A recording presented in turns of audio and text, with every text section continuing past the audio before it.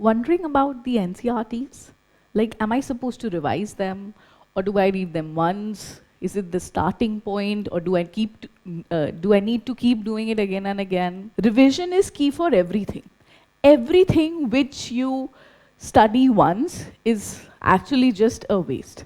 Okay, you have to make sure that that revision is added, that revision is included. At least 2-3 readings is a must for you to internalize, for it to make sense.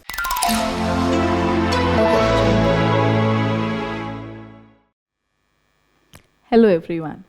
Wondering about the NCERTs? Like, am I supposed to revise them, or do I read them once? Is it the starting point, or do I need to keep doing it again and again? We're going to solve this question today, that how are you approaching your NCERTs and how revision is going to be done for these NCERT books. See, NCERTs, of course, without a doubt, they are your starting point. Anybody who is starting the preparation, they're always suggested, start with NCERT books. But you have NCERTs available for a lot of different subjects. And I would suggest that you have an individualized approach for all different NCERTs. So let's see what are the NCERTs which you're going to study. So you have geography NCERTs, which are very important. Then you have history, which is again, I would say, very important. A lot of facts you'll get from here. Then you have science, a basic fundamental understanding of topics which are going to help you understand the current developments. They come from the science NCERTs. Then you have polity, basics of political systems, democracy, all those ideas, and economy. I think these are the core NCERTs which you will need in this preparation, but approach each of them differently. I can give you this categorization. You will have to read the geography and history NCERTs very well in a lot of detail. In fact, geography NCERTs, they'll cover all the topics holistically, and these are the ones which you keep for your revision. The exact books, each chapter to chapter, page by page, you must keep them and you must revise. Revision is key for everything. Everything which you study once is actually just a waste.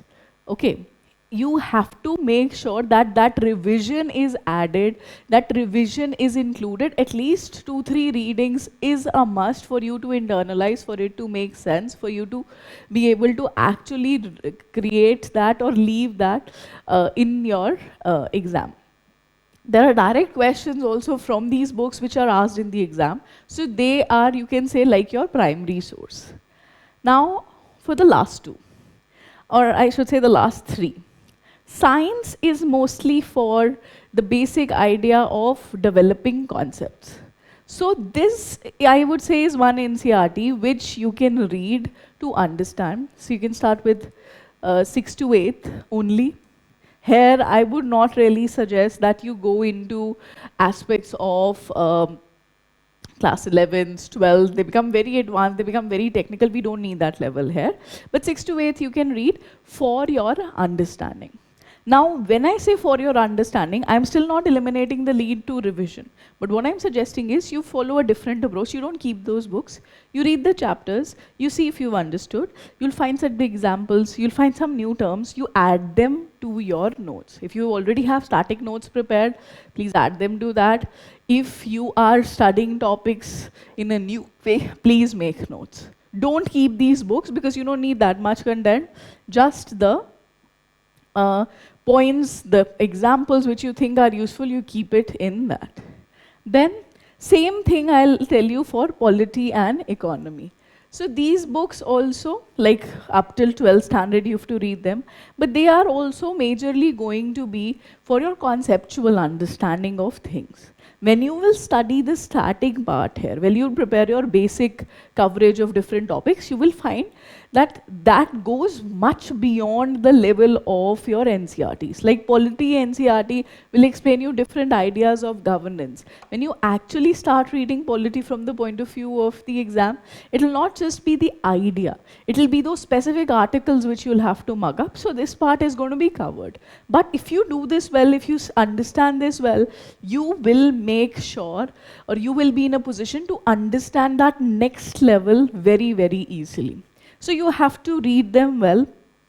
And in this also, initially, maybe with the first reading, you can highlight some points in the NCERTs. Then when you've prepared the static points, you can correlate. If you find that there's something additional, please go back and add that to your notes. So here I've added another layer.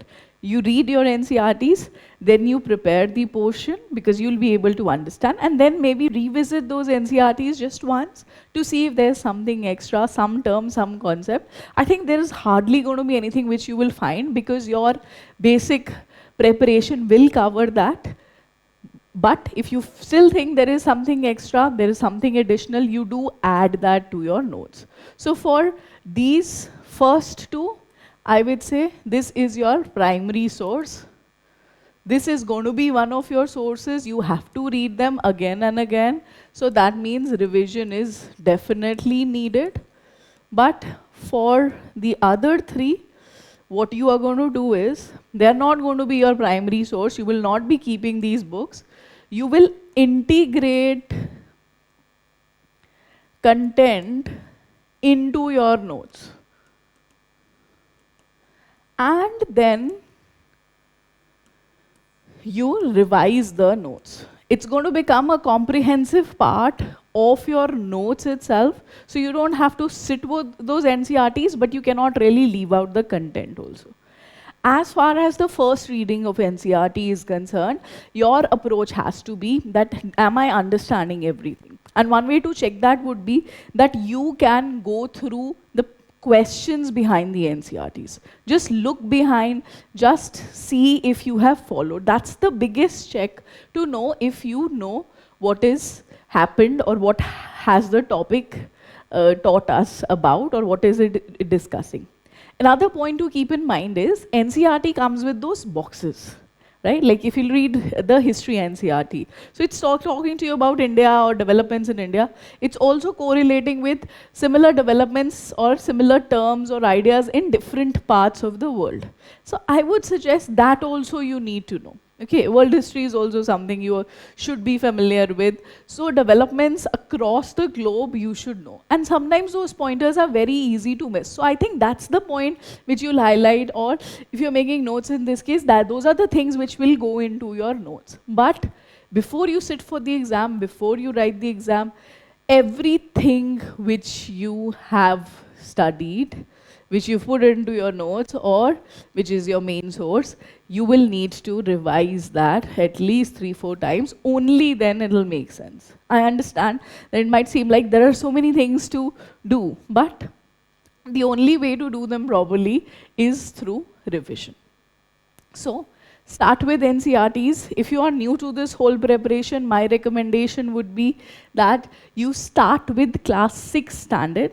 Okay, you start with the lower standard, then make your way forward, 6th, 7th, 8th, like that, 9th, 10th, 11th, 12th, so that you will be able to gradually link yourself through concepts. But don't spend a lot of time. Like this NCERT project should not be a 6 months project. Okay, in itself, that okay, now first I'll prepare only NCERTs. You do them step by step, you see if you've understood, and then you leave scope for revision. You cannot really learn everything in one go. That learning will come gradually with revision. First reading is to understand things. If you think something is just broadly conceptual, like maybe in science or maybe in an idea in economy, then you can stop there. If you feel it's factual, if you feel there's a term, there's a concept, then you write that down for future revision. So I hope I've been able to make this very clear for you. I wish you all the best. Start with your NCERTs now.